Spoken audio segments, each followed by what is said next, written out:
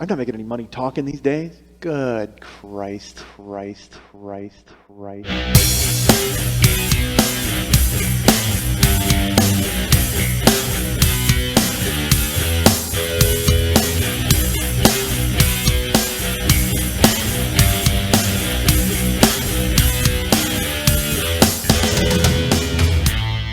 I'm a dick, folks. I'm not gonna lie to you. Still am. I guess I am a decent guy because I'm a fucking jerk, and I'm not a jerk. Apparently, I'm a dick. I'm not an awful guy, but I've done so much ridiculous stuff. I'm an awful guy. Hey, what's happening? 40-Year-Old Boy Podcast. Your friend Mike Schmidt coming to you live on Gigabyte. That doesn't make any sense. Gigabyte. Folks, by the way, we just went ahead and clarified something. I'm the talent in this exchange. Lily's she's the behind-the-scenes wizard. She's the knob twiddler. She's everything else, but I'm the talent. Let's get that on the table right now, folks. Some of you may disagree, and I guess I wouldn't blame you. But that's right. I'm the talent, and I sit here now and I watch Lily shovel croissant into her mouth. It's an early morning record, folks. It's an early morning. Because there was normally there's a Wednesday record. Actually, all right, let's put it this way: we started out with a Tuesday record, and then we kept moving it to Wednesday for various reasons because Lily's very busy with Burlesque Inc. And so then we kept moving it to Wednesday, and I'm like, all right, cool. So then I just assumed it was Wednesday. So then she calls me Tuesday. She's like, where are you? I said, oh man, I thought it was Wednesday. She said, fantastic, let's do it Wednesday. So then I come over here yesterday, and there is an incident. And let's put it this way, your humble host stormed out of the house because he's a child. And then he drove around, and he received calls on his cell phone, but he turned his phone off because he wanted to be incommunicado. He's like, that's it. Hey, you know what? That's it. Furious. It's over. And then I drive around thinking, damn, I wish I could have done one last podcast episode to say goodbye to everybody. Because that's how my mind works. My mind works in absolutes. My mind... I go to extremes, folks. I'm not going to lie to you. I'm very Billy Joel in that instance, in that fashion. I can't think of the word, but that's who I am, man. And I'm either, hey, man, everything is great, or you know what? Let's all fucking drive into a pylon and die. I don't know why a pylon would kill us. That seems like a tiny orange thing that wouldn't kill us at all in any way, shape, or form. I meant a pillar. I meant like a Princess Diana tunnel with the crazy paparazzi chasing you. Let's smash in and crush Dodie's head. That's what I'm talking about. I'm either, hey, everything's great, or hey, I'm going to jail. And I'm not going to jail. I've been in jail. I've been in jail like twice. But get this. Here, listen to this. My mom. All right. A couple episodes back, I was going to buy. My mom called me, and she wanted me to get her some purple sticky salvia, which I'm finding out is you sprinkle it in your joints, or you sprinkle it in your spaghetti. I don't know how it works, folks. I'm a neophyte in the world of drugs. But my mom wanted me to get it for her, and so I said, all right, I'll look for it. So Karen and I find it, and Karen and I in a head shop, by the way, is hysterical because we're like children at the zoo, just with wide eyes looking. Look at that! There's a skull on there. That's awesome. Hey, what is this used for? And so we're walking around, and there's like an old guy behind a bulletproof thing because apparently junkies are going to come in and steal the glass work. I don't know what the hell the guy was in there for. But so we come in and I ask him for salvia and he whips it out and all of those guys are sneaky. Like they have a legitimate business. It's open and there's anybody could come in.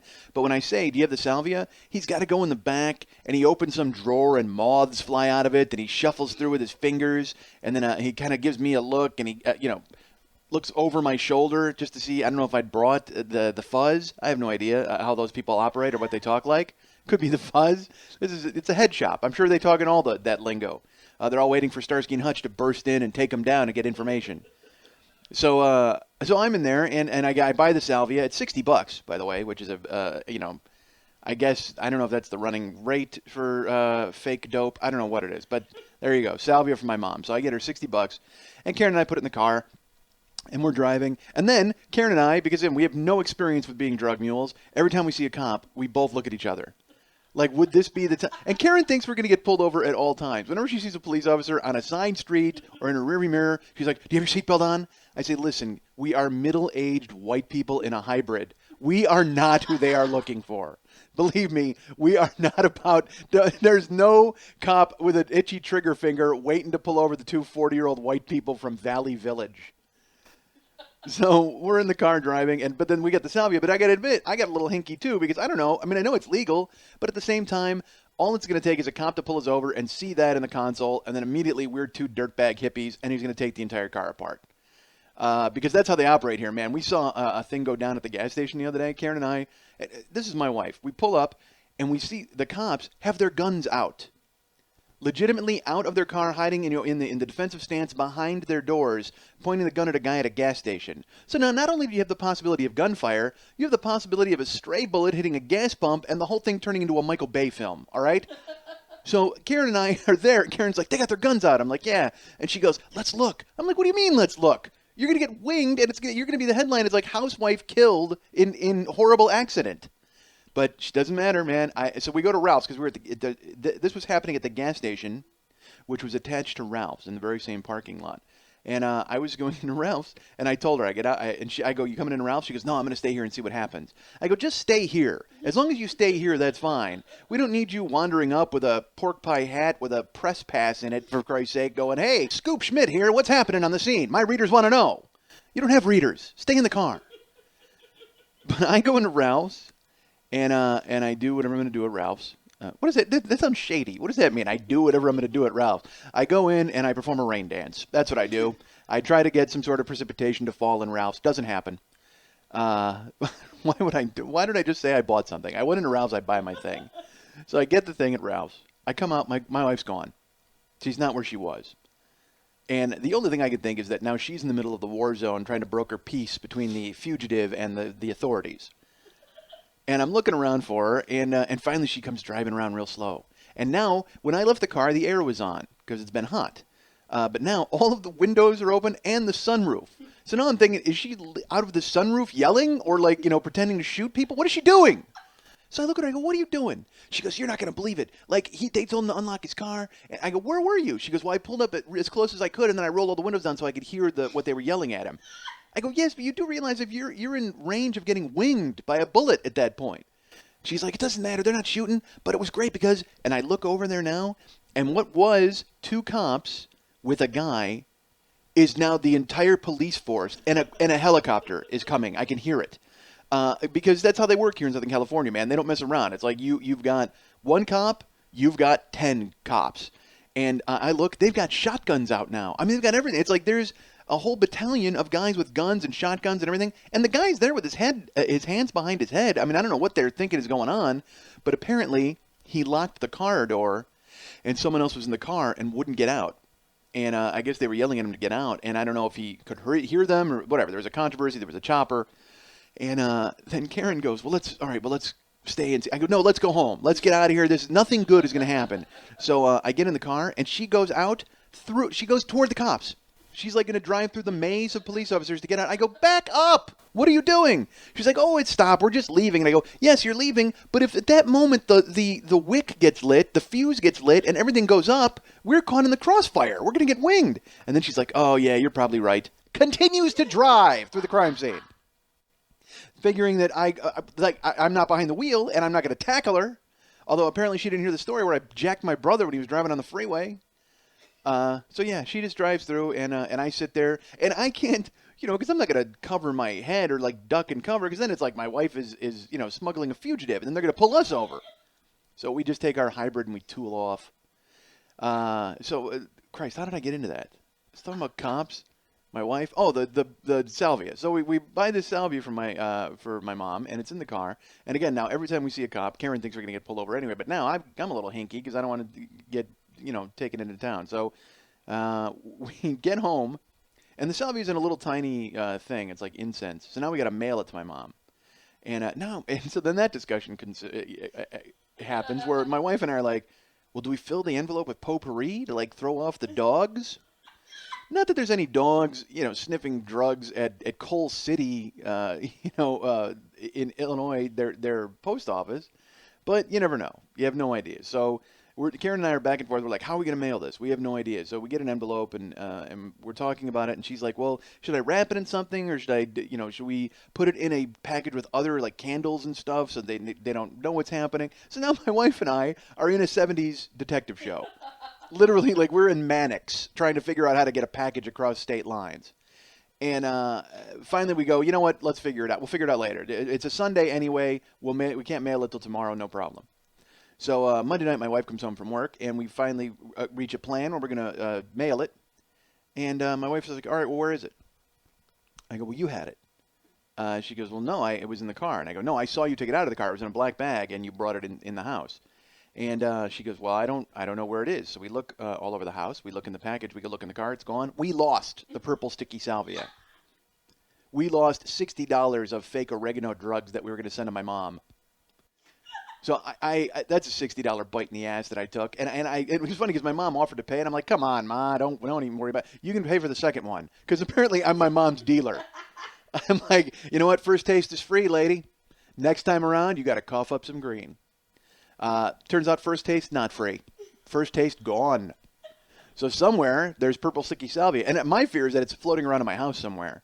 So if ever something happens and the police wind up at my place, and it's really never far from happening at my apartment complex, because 3 days ago, I'm up at 3 o'clock in the morning, and I'm on the computer, and I have my door open, and I have the windows open and the blinds. I mean, it's like, it's my house is lit up, and it's like the only house that's lit up in my building.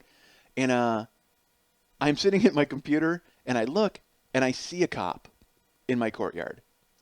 And I'm like, oh, no, what happened? Because, I don't know, because we've had choppers flying over our house with the spotlight shining into our courtyard before. In California, that happens all the time, where there's choppers with, there's a chase. But when there's a chase by us, Karen and I one time, when we first moved here, we were like, wow, we should chase the helicopters. That's hilarious. And then we're like, no, we shouldn't. What are we, hillbillies? We can't do that. But then we happened to be out one time. It was a few years ago, probably 4 years ago. And we're out in the car, and we see a chopper with the spotlight very close to us, and it's not on the move. It's in one central spot. So this is back when I shared my wife's taste for adventure. I was like, we got to go see where that is. So we go, and it's in a neighborhood, and we're going in all these twists and turns, and we're driving. And then we park, because all of a sudden, once we get there, it looks like Cloverfield, man. I mean, there's like people running, and then there's cops, and then there's vans, news vans. I'm like, this is awesome. What's going on? So we get out of the car, and we walk over. It's Robert Blake's house. We had this because this is after he'd been arrested for killing his wife. Now he's out, and it turns out there was some court ruling that said that he was going to have to turn himself in. So we're sitting, we're there waiting for him to. We're outside of Robert Blake's house. There's police and a chopper. And his house, by the way, is just like this rundown. I mean, it's in a really nice area, and it's an expensive house. But granted, it was dark and covered in cops. But it didn't look nice, I guess. Maybe during the day, when he's baking an apple pie in there to try to sell it to prospective people, then it would be much nicer. But I can tell you, at night with a yard full of cops, not a nice house. Not one that I would consider purchasing. Not that Karen and I are in the market for any. And what is with the 70s detective thing running through this show, by the way? I've done Starsky and Hutch, Beretta, and now Mannix, all in this hunk. Good God. So, because that's where my references lie for cops. God forbid I go NYPD Blue or even like, CSI now. No, absolutely not. I got to drop back to when I was a kid and actually cared about those shows. I got to drop a Banachek on you people. Banachek, by the way, Pat Francis's favorite detective reference. Whenever we're talking, he'll mention Banachek. It'll come up. Every conversation. What if it did? How awful would that be? He brings a Banachek no matter what, wherever we are. Nugent concert, Banachek. You know what? I knew a guy named Nugent Banachek. He was a fantastic guy. We got along great. And then, unfortunately, killed in a drug ride. A drug ride? I was going to say raid. I was going to say robbery and raid, and I said killed in a drug ride. What kind of a drug ride would that be? That's what Karen and I took with the salvia in the car. We were on a drug ride. Oh, God. So how did this originate? Salvia? Oh, so sorry, my mom. So I call her to tell her that we've lost the salvia.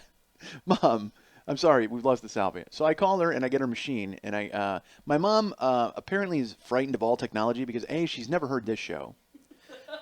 She heard some of Never Not Funny, I think, when we were doing it, but that would have just been a lie. It might have just been her going, "Oh yeah, absolutely, hon, it's a nice project." Uh, unless she can see it, it's not happening. That's my mom. Unless I'm on television doing something, I'm absolutely doing nothing. So my mom, I call her up and I leave. So I get her machine. The whole point is she won't leave a message on her machine. She let the robot do it. So it's like, hello, you have reached, and it says the number and it tells you what to do. So I leave a number. I go, hey, this is exactly how I said it. Hey, Mom, what's happening? It's Mike. Because apparently I start every phone message like I do my show. Hey, Ma, what's happening? 40-year-old boy calling. Idiot. So I said, hey, Ma, what's up? It's Mike. You know what? I want to talk to you about something. Go ahead and give me a shout when you get a chance. Take care. Hung up. That seems innocuous. That seems like just a phone message you would leave. So I don't hear from my mom because she wound up going to South Dakota to see my brother Glenn. And I call up my brother Andy. And I go, hey, did Ma get the message? He goes, yeah, what happened? I said, what do you mean? He goes, well, Mom thought you might have got arrested. What? What are you talking about? Well, Mom said you called and you said you had something you really had to talk to her about. No, I didn't. I called her up and I said, hey, Ma, it's Mike. I got something to talk to you about. Give me a shout when you get a chance. So let's break this down. My mom thinks, and again, maybe she knows more about me than I know about me. Again, I've been arrested twice in my life and not once in 15 years, 20 years. But she apparently thinks that there's 18 years. There's always a threat, apparently, of me going to the clink. That'll tell you all you need to know about her 5 boys. That whenever she gets a phone call where they don't state intently what their purpose is, they might be in a jam. So not only does my mom think I might be in jail, she doesn't call me back to verify anything. She doesn't call the house to say, hey, what's happening? What's wrong? Is Mike in jail? I don't know what's happening. Someone call me and let me know what's up. No, my mom lays low. You know why? Because she knows I bought the salvia. My mom is like, I am not getting tagged for this. So my mom doesn't return the call. She's got nothing to do with it. So then, not only that does she not return the call, but my mom thinks I got arrested. She thinks my one phone call would be to her in Coal City, Illinois, 2,000 miles from my house. What the hell is she going to do? And she also thinks that I'm in jail. My one phone call would be to her, and I wouldn't say that on the machine. I just vaguely hint that I needed to speak to her at some point, as if the cops were right behind me trying to pick up on any sort of tips or knowledge I would drop. And she's not going down like that. My mom's not going out like a punk. My mom is just not answering the phone and not calling me back. You know what? You're on your own, pal. 40 years old, get out of your own messes. Jesus Christ, call me back. Can't even verify it. Like, I wouldn't call my wife. Like, my wife wouldn't be the one that I would call. Unreal. My mom's insane. And I still, by the way, still haven't talked to her. I talked to her because it was her birthday, and then I hung up the phone and I realized I didn't drop the salvia on her. I didn't tell her that, and I imagine she's going batshit at this point, waiting for it, because I had told her that I got it and told her we were going to mail it, and now she doesn't have it. So I can only imagine that she's, licking toads or whatever she's doing to get high out there. I don't know. My mom's doing something to take the edge off. My mom blew out her rotator cuff. She tore her rotator cuff. And which is terrible because that's at least a year and a half of rehab before she can pitch again, which is going to be really tough. She told me she tore a rotator cuff. I'm like, how did you, what? And again, it's just, she's old. She's like 65 or whatever she is. And she just, she's just falling apart. It's just happening. So I was telling you it was an early record. That's what I was telling you. Good Lord. Folks, I have a prescription for Adderall at my house. It's on my corkboard, and I look at it every day and go, is this the day that I fill that? No, absolutely not. You'll ride this out. It's been 40 years. You'll go ahead and ride this out. Someday you'll focus and get things squared away. Absolutely not. So, So it's an early record today after we had a summit meeting and patched up all the nonsense from yesterday. And by patched up, I mean I shut up and realized I was being an idiot and squared it away. So I'm here now and doing this. And you know what? It's an early morning record. So also as a kind of a peace offering, I went and got croissants from a pastry company here very close to Lili's abode. And it's like this little Armenian pastry house. And when you walk in, I swear to God, they bake according to who walks up. Because I walked in, there's 9 things. There's 9 things in the display case. That's it. 9 things in the display case. They had some croissants, and they had like some cookies and a cake. One cake. On the off chance someone comes in and goes, hey, you got a cake? Absolutely. We're a bakery. Fantastic. Wrap it up. What kind is it? Who cares? It's cake. You want a cake, don't you? So I go into this Armenian bakery, and there's one behind the counter. And I order a almond croissant and a chocolate croissant and a strawberry croissant. I want to have Lili as sugared up as possible for this show. So as she's boxing it up, this girl comes out of the back, really hot. Like, I mean, crazy, dark complected and kind of thick on the eyebrow side, but it didn't matter. Crazy, beautiful face. She had a little baseball hat pulled down. She was young. She was probably like 18. And I shouldn't even be looking, again, being 40. But it doesn't matter, man. I mean, I love my wife, and I love being married. But you are on the street, and you see girls, and, man, it hurts knowing you're not going to fuck that chick. And not that I ever had a chance. Not that it was ever in play at all. But I'm not kidding, man. You just come around with this. You get this feeling where you're just like, oh, no, seriously? That's not fair. Is that fair? That's not fair. Couldn't I win the lottery and just start, banging these chicks? That'd be great, because that's what I need to do, apparently, to do. I need to win the lottery, as if that's going to be enough to convince them to scale this mountain of weirdness. So I'm there, and the hot Armenian girl comes out from the back, and the other girl, I guess, is training her, and points at the counter and points, holds up a 2, holds up a 2, and holds up a 1, because I got whatever. So she gets the croissants and gives her a box. And the girl kind of nods. And then there's a thing, like when you order croissants, you want to kind of pick. Like if you ever go to a donut place and they just start giving you donuts, you're like, hey, slow the fuck down, buddy. I'm going to tell you what donuts I want. I want this third one on the left. I want this chocolate one that's got a dot on it. I mean, it's like you for some reason, that's the only time you have control in your life. Or maybe this is me. But you go in and you're like, all right, I'm going to, no, slow down. You need to put the tongs down, buddies. I got to figure out exactly what I want in this box of fun. That's what I call a box of donuts, folks, a box of fun. Because aren't donuts fun? You can take them, and the ones with the hole in them, you see how many you can fit on your cock. That's fun. Those are lonely nights. All right, so I'm telling the girl like what croissants that I want, and I try to explain to her that I want this particular raspberry one, and she gives me a weird look, and I go, no, it's the one here. And I'm even pointing now. I'm that guy. I'm pointing at a display case. Go, no, I want because, and there's nothing worse than being a fat guy and picking out the donut that you want. You think that it's okay and it's smart, but at the same time, you really look like a fetishist at that point. No, I want that croissant. Oh, my God. Pardon my drooling all over your display case. I'm disgusting. So, but I'm pointing and she's not getting it. And all of a sudden it dawns on me, this chick is deaf. Like she's really hot, but she's also really deaf. And I don't know what that even means. Hold on a second. Wait a minute. She's really hot. Yes, that's a qualifier you would use with hot. Really hot. Really deaf? I don't know. I don't think so. I think you're either deaf or you're not deaf. I don't think that needs a qualifier. Man, this chick was really deaf. You're not going to believe this. She was super deaf. She couldn't hear a thing. What an idiot. So she's really deaf. I mean, I'm telling you, you know how deaf she is? So deaf she can't even hear me. So I'm telling her the croissant that I want. And then it dawns on me like I said, she's deaf. And then I'm like, she's hot. So then I'm mad at myself because I don't know if that's right to be thinking that a deaf chick is hot. I guess it is because, people want to be treated equally and things like that. But then part of me is thinking, am I a bad guy because I thought the deaf chick was hot? And I'm not because I thought she was hot first. Then I found out she was deaf. What would be weird is if I thought she was deaf and then I found out she was hot. That would make everything stranger. But I thought she was really hot and then I found out she was deaf.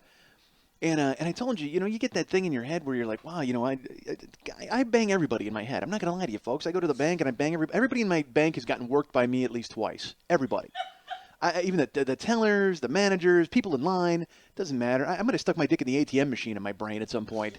I'm out of control, folks. So, I'm banging the hot croissant chick until I realize she's deaf. And then I think to myself, that's awful. Probably shouldn't have done that in my brain. But at the same time, do you want to bang a deaf chick? Like, again, that sounds horrible, but, how would you know how you were doing? Really? I mean, because they got to tell you. And also, I got nothing to offer a deaf girl. Nothing. Because everything is verbal with me. I'm funny. That's all I got. I'm a big, fat, funny guy. For her, I'm a big, fat guy. Funny's out of the equation. And I talk too fast to read my lips. She's not going to pick up anything that I got to say to her. All she knows is I spent 95 minutes picking out one croissant. I'm disgusting to her at this point. So yeah, I don't know. I mean, do you think a deaf chick is hot? Is a hot chick deaf? I guess so. It's okay. It's all right. She's happy to be it. She's hot. She knew she was hot. Wearing her tight little T-shirt and her tight jeans, and her tight hat and her tight eyebrows. The whole thing was tight.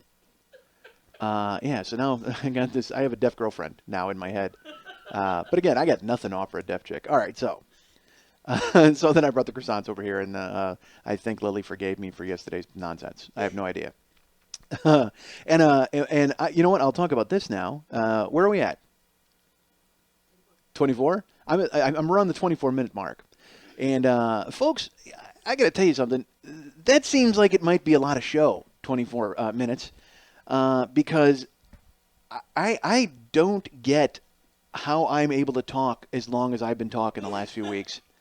I get home because I don't. Here's the thing: I talk, okay, and then Lily does whatever she's going to do after I split, and I go home and I watch baseball, and then she calls me 9 times throughout the night to tell me it's pinging at Soundboard or whoever is our host. I don't know who the hell it is, and everything's moving and we're waiting for it to be uploaded, and we need the proper title because I'm anal, I'm horrible. All I do is I go home, I send her the music, I send her the title of the episode, and then when it downloads, I look and I see that it's an hour and 23 minutes long. Are you kidding me? Who has time for that? You know how long last week's episode was? I haven't listened to it. That's how long it was. I even looked at it and went, Jesus Christ, are you kidding me? An hour and 23 minutes? What the fuck is wrong with you?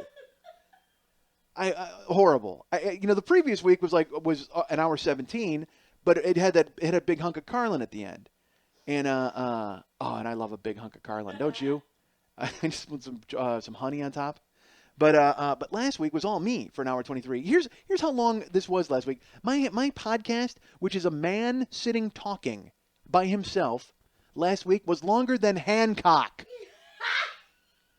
The #1 movie in the country last week. You take the credits out, and my podcast was longer than that film, which has a first act, a second act, and a third act, as most films do. A film that has the #1 box office star in the country, along with Bateman and an Oscar winner and a cute little kid and a bunch of cars getting thrown around and a guy gets his hand cut off. And you know what? That's a lot of action, folks.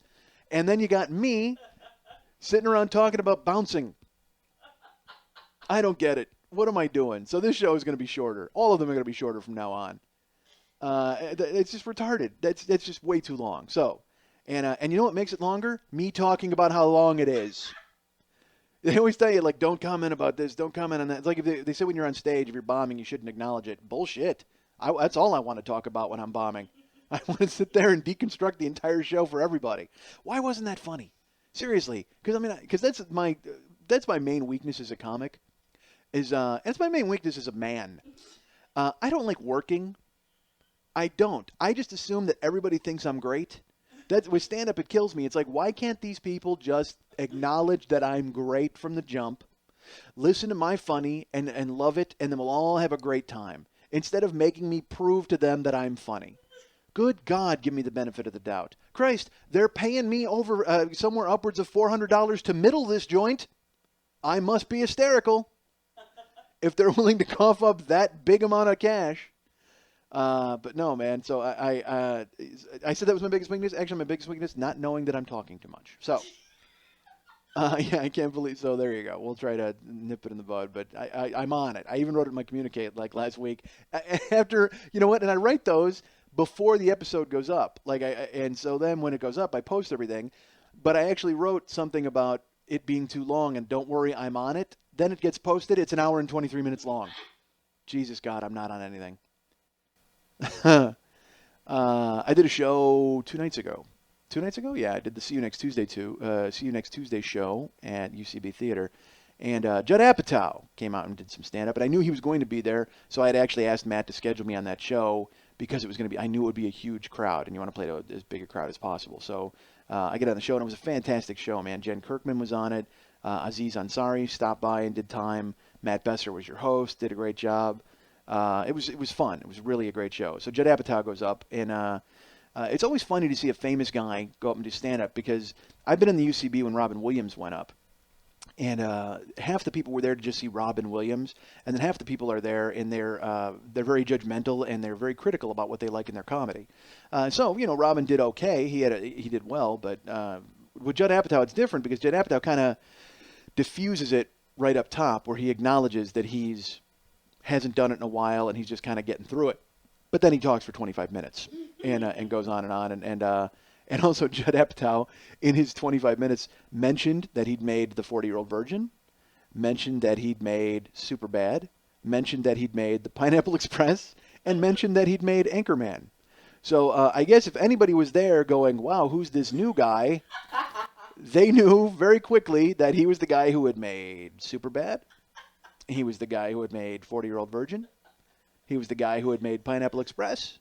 And he was the guy who had made Anchorman. So they were on board with that. And he won them. And the funny part is that all four of them, if he had just said one of them, everybody go, oh, this is the 40-Year-Old Virgin guy. Nope. He's the guy who made the 40-Year-Old Virgin. He's the guy who made Pineapple Express. He's the guy who made Superbad. And he's the guy who made Anchorman. So as long as that's all covered, I want to make sure everyone realizes that. So Judd, and he was funny. I mean, he used to be a stand-up, so he comes from stand-up. And that's one of the things that I love about Knocked Up is the interplay between Jonah Hill, Seth Rogen, and Jason Marshall? Christ, no, it's forgetting Sarah Marshall. I forget Jason's name, but all of those guys are hysterical, and their interplay is very much like comics busting each other's balls at a club or when you're out hanging around. And that, for me, that is my favorite part of being with comics, is busting their balls. And unfortunately, I'm as we get older, it's not really every other comic's favorite part of it. So I'm still a child who loves ensnaring people and blasting them and doing their own material in their face. We had one time, me, Jimmy Pardo, Brian Noonan from Chicago, and then Marge Takis and Susan Smith, who tour as the Untamed Shrews. We were all doing a show in Dayton, Ohio, and we were out. Brian Noonan used to do a bit, because he's a big guy like me. He's like 6'5", huge guy, big Irish guy, brush cut. And he used to do a bit about being a big guy, and he'd say, yeah, folks, you can tell by looking at me, I don't do so good in the heat. I'm like a mackerel. You got to keep me wet or I start to stink. So he would say that. So we're in Dayton, Ohio, and this is during a heat wave that actually killed people. Like, it was, and not just like by heat. I mean, it knocked on their door and smothered them with heat. Like, it set them ablaze. People were just bursting into flames. So we're in Dayton, and we're on the road. And this week in Dayton was the week that earned me the nickname Schleprock, because everything that I did went completely wrong that week. Absolutely everything. I'll tell you this one. We were out with Noonan, and Marge is looking for a new computer. So we're in Noonan's Cadillac, and we're driving all over the city, and we're getting in and out of Circuit Cities and Best Buys, and we're schlepping back and forth from the car to the Best Buy, and then Marge doesn't like it, so we're going back to the car, and Brian, he can be like a dad sometimes, where he's just like, you know what, I'm tired of this, and he'll get this funk, and he'll be like really mad, and we're walking. And we're walking through the parking lot. This is probably our 12th Best Buy that we've been to in the heat. I mean, we are just, it's like, I'm not kidding. It's the Midwest, so it's like 99 and humid, like 100 and humid and brutal. Like, we're all sweating. And Brian is just silent, and he's just got this look on his face. So we're walking to the car through the parking lot, and I go, hey, Brian, how you doing? You all right? And he goes, yeah, I'm fine. Why? And I go, well, I understand you don't do so well in the heat. And I do his own joke right to his face, like, and Pardo just goes, ah! and Noonan wants to murder me. He's so mad at me because it's like, because I nailed him. I threw the hook right in his mouth and then completely reeled him in because he looked like he was gonna pass out. I mean, from the heat. And so literally, I was like, hey, Brian, how you doing? You okay? He goes, yeah, I'm all right. Why? Well, I understand you don't do so well in the heat. Oh, right in his face, blasted. There's nothing funnier than getting a guy with his own bit. It's just gorgeous. Yeah, that was awful. That was not good. So then that just kicked off the week. Then the rest of the week, man, I actually got fired from that gig because we did radio, and it was so hot. We went in, and on radio I said, they talked about the heat, and I said, yeah, by the way, if anybody brings me a fan, because the air conditioning went out at our hotel at the Days Inn, so it was crazy hot. I mean, it was just an awful, awful time. And this is actually the first time I ever did the road with Jimmy Pardo. And I would sit there and stare at him like he was Christ because I couldn't believe how good he was. Like I was just like fascinated by him and the way he performed. And I actually got made fun of by Brian and Marge and Susan the rest of the week, but I didn't care because I would just sit there wrapped with my chin in my hands like, oh my God, this is stand up. This is amazing.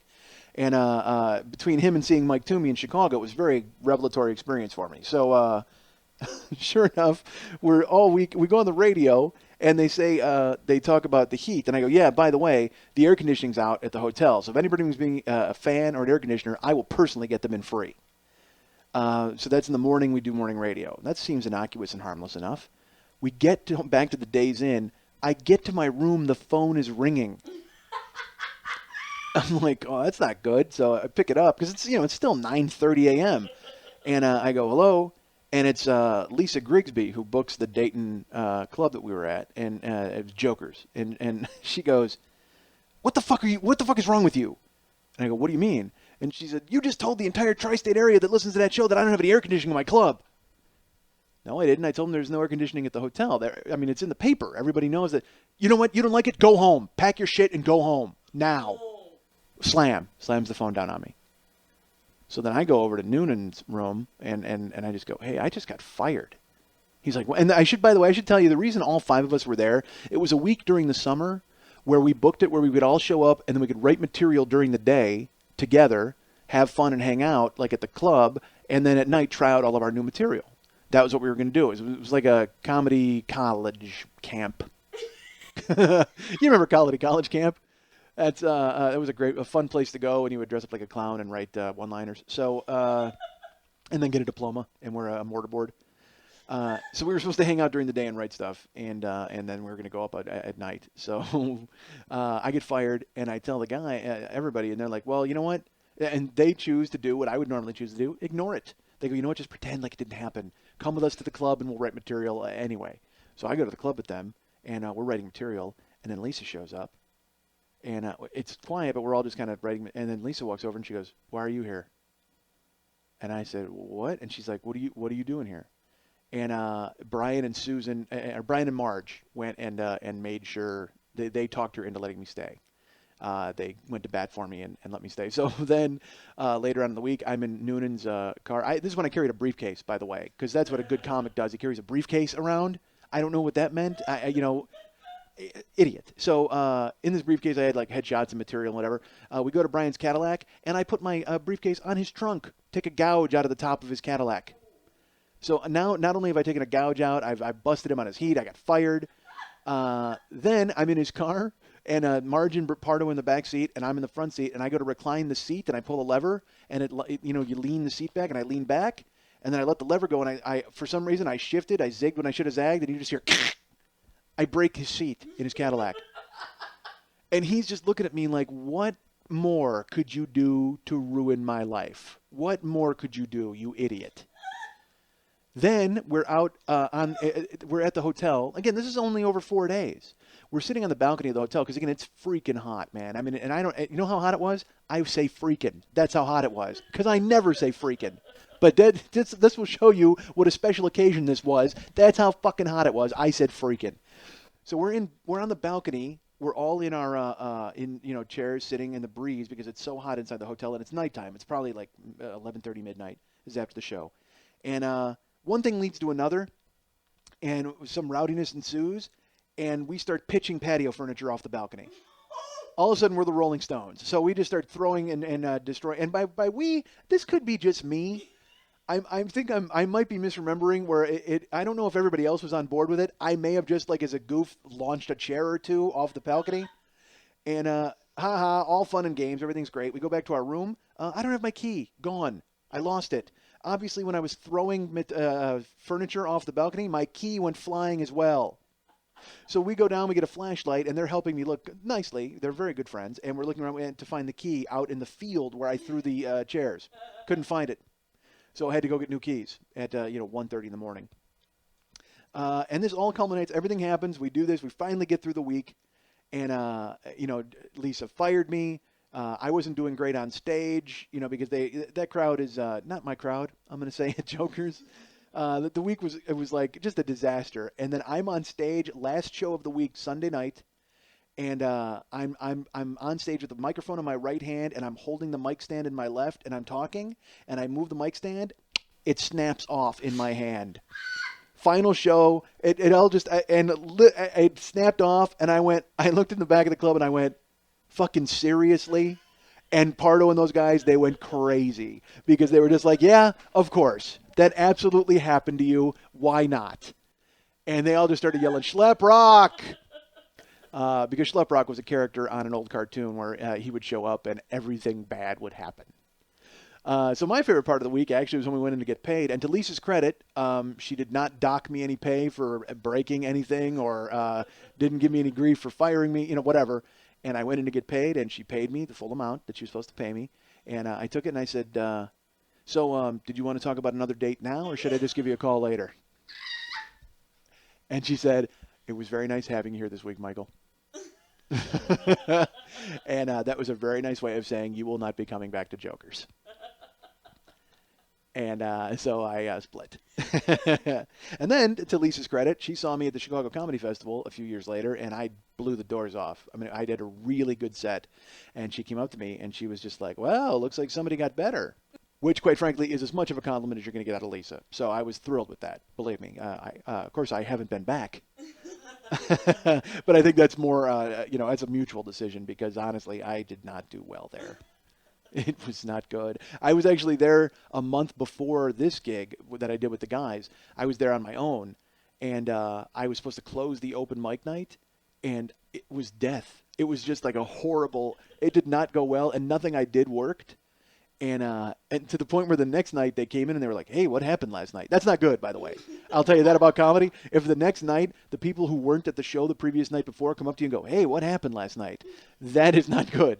That means word is out on the grapevine that things have gone poorly. So I did this show the other night with Judd Apatow. And Apatow. And Judd Apatow, he had been there a month prior, and he had brought Norm Macdonald with him. And Norm Macdonald went up and did a set and killed it. Just fucking crushed it because he's hysterical and he's Norm Macdonald. So I was hoping this time like Norm would be there with him because the thing is Judd's doing his next movie is about stand-up comedy starring Adam Sandler. So he's been bringing Sandler. He told Sandler, you and I need to go back into the clubs and do our act. So he and Sandler are going out and actually doing stand-up all over town. And so the rumor was Apatow might bring Sandler. That was fine. He didn't bring him. So what he did bring was Jonah Hill. Jonah Hill from Superbad. I don't know if you're aware of this. Judd Apatow, he made 40-Year-Old Virgin. He made Pineapple Express. He made Anchorman. And he made Superbad. And in Superbad is a gentleman named Jonah Hill. Now, Jonah Hill comes and he's going to make his stand-up debut. So Apatow brings him up, and Jonah Hill goes up on stage. And for my money, he was hysterical. If it truly was his first time, it was really great. Because I've seen Jonah Hill on talk shows, like with Conan, and he seems really nervous and he's funny and kind of jokey, but at the same time he seems very restrained. Well, he was not restrained on stage, and he was funny, man. And he was vulgar, and he said fuck a ton, so, of course I'm on board with that. And but he was great. I don't want to do his jokes, but they were great, and they made me laugh. I thought they were very funny, young guy jokes, because he's a young guy. And he pulled it off. So the thing is, he does stand up, and everybody goes crazy. He really blew the doors off. It's a full crowd. He did really well. And then he comes off stage, and he's got a bunch of people with him, including Jason Schwartzman. I don't know if you know who Jason Schwartzman is. Jason Schwartzman is in Rushmore, and he was in I Heart Huckabees. And you may have seen him standing on top of a wedding cake, because that is a tiny, tiny dude. He is literally just all hair and scruff and Tom Cruise face. And shoes. That was it. That's all I saw. He looked like one of the fry guys from McDonald's commercials. Keep your eyes on your fries, those little goblins. That's, again, from the 70s. You might not know what that is. But anyway, so Schwartzman's in the back. Jonah comes off, and there's got to be 10 people waiting for him. And they're like, oh, awesome. And it's girls, and they're hugging him. There's a big line, and they're high-fiving him, and they're hugging him. And I'm standing there, and I like Jonah Hill. So I get in line to hug him. So he starts, like, he kisses this girl, and they're like, you were great. And then he gets to the next one. It's like a wedding procession. You were really good. Oh, Jonah, are you happy? Schwartzman gives him a hug. I'm at the end of this line. I'm getting closer, and I'm like, this is going to be fantastic. I don't know what's going to happen. What I'm hoping happens is he doesn't even blink. Because he's an improv guy. So I'm hoping he gets it. I'm hoping it gets to the end of the line, and it's just me, and I wind up hugging him, and then he's just like, yeah. And then later on, he walks away and goes, who the fuck was that last guy? Because he's with a bunch of people he knows, and then out of nowhere, some big dude just comes up and gives him a hug. So I'm waiting. I can't wait. He's going down the line, and he's like, all right, hug, kiss, fantastic, thank you. He comes to me, and I put my arms out, and I go, Jonah. And he makes a face, because I was praying he would just ride with it. But he freezes, and he looks at me, and I go, Jonah. And he kind of squints his eyes.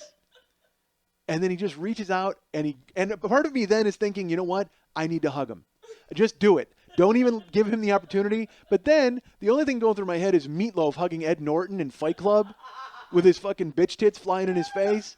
And I'm like, Jonah is just like, that would be awful then, because I don't want to physically impose myself on somebody. Because I've done that before, and it's not a good idea. I did it with, I'll tell you in a second. So anyway, Jonah gets to me, and I throw my arms up, and I go, Jonah! And he squints, and he leans back. And then he just grabs my hand, he goes, thanks, bud, and runs away as fast as he possibly can, and ducks out the door.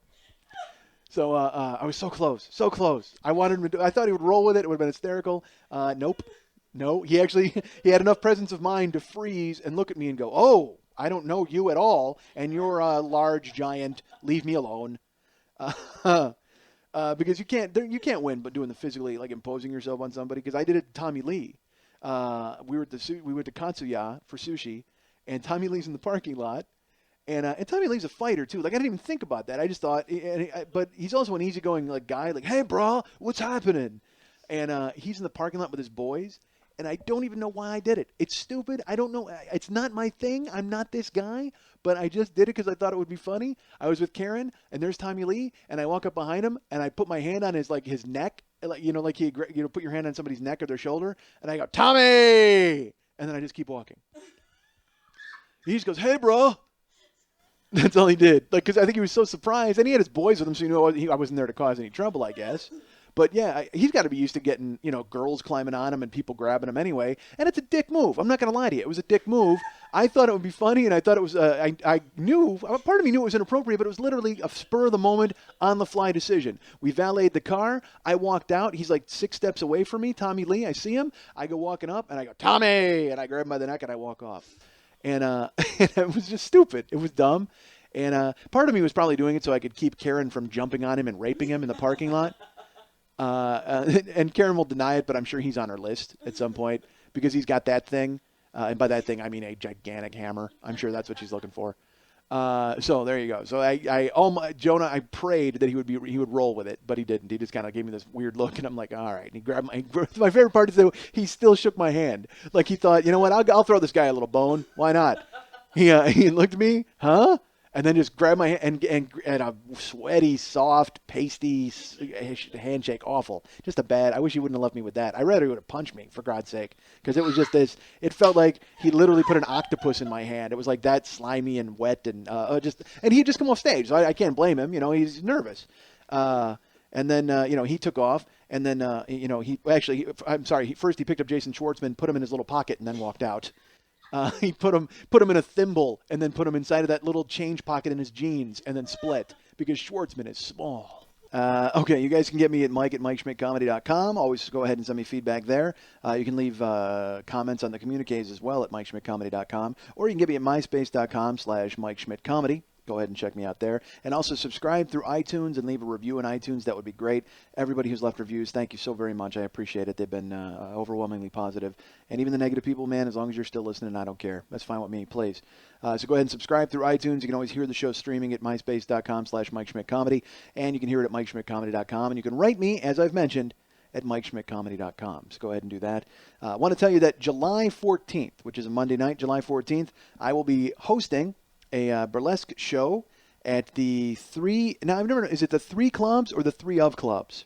3 clubs. I keep saying the three clubs. So it's the Monday Night Tease burlesque show, and it is a burlesque tribute to Quentin Tarantino. Now, if you guys know anything about me, you know that is right up my alley, and an alley filled with guys with guns and incredible dialogue. I'm a Tarantino guy, a huge fan. Reservoir Dogs my favorite movie, so I'm kind of a natural for this, and I was really happy that Lili asked me to do it. It is at the, I guess the bar opens at 8 o'clock. Seating is at 9:30 for a 10 o'clock show. $15, $12 in advance. Are there still advance tickets? Can they do that? Or by the time this goes up? There should still be a few. Where at Burlesque 411? No, go to Monday Night Tease. Go to MondayNightTees.com, and you guys can go ahead and get advance tickets, which are $12, or you can come in at the door for $15, but it is going to be packed. That's the Monday Night Tease Burlesque show with the burlesque tribute to Quentin Tarantino, and it's at the three clubs. I apologize, 3 clubs. And that's at 1123 Vine in Santa Monica, Hollywood, California. So come out and check that out.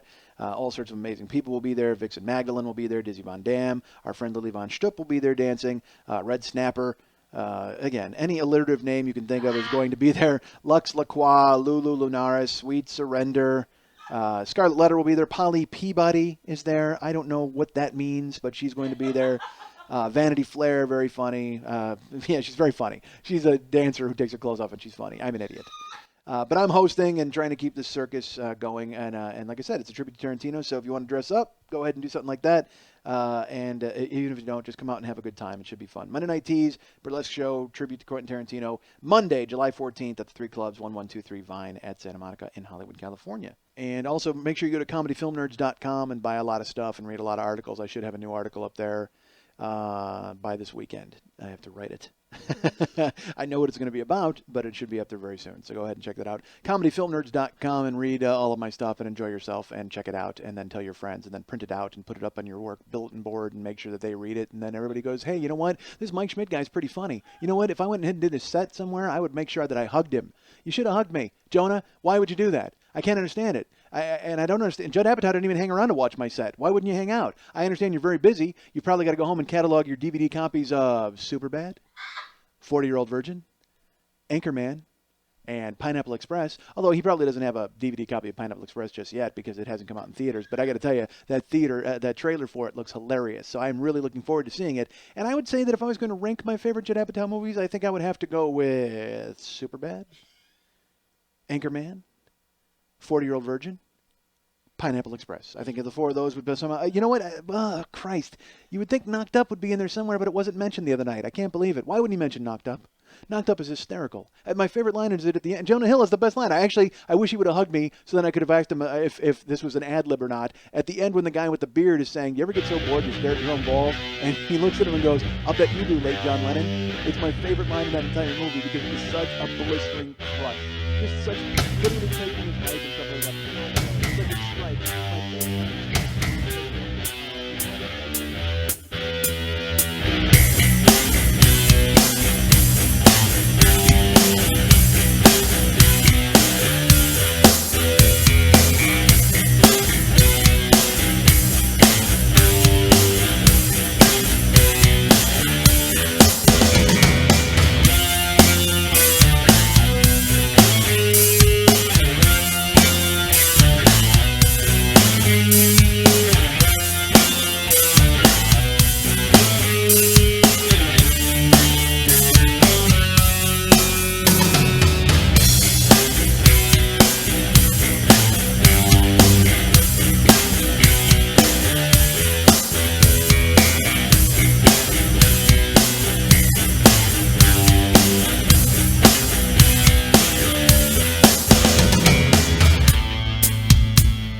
I'm a dick, folks. I'm not going to lie to you. I'm a decent guy because I am a jerk. And I'm not a jerk. Man, I'm an awful guy. I'm not an awful guy. I am not a good guy. But I don't think I'm a bad person overall. So, and go ahead and by all means judge that. I'm kind of a jagoff. I got no future. What am I talking about? But I am a jagoff. And I'm not a jerk. I'm a nice guy. It's just I guess I have jerky tendencies. I've done so much ridiculous stuff, and then I wonder afterwards, I'm like, man, how come I don't hang out with anybody? Here's why, because you're a dick.